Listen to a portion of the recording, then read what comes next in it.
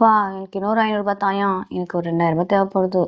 500 சும்மாலாம் தர முடியாது. ஒரு கேம் வேணா விளாடுவோம்.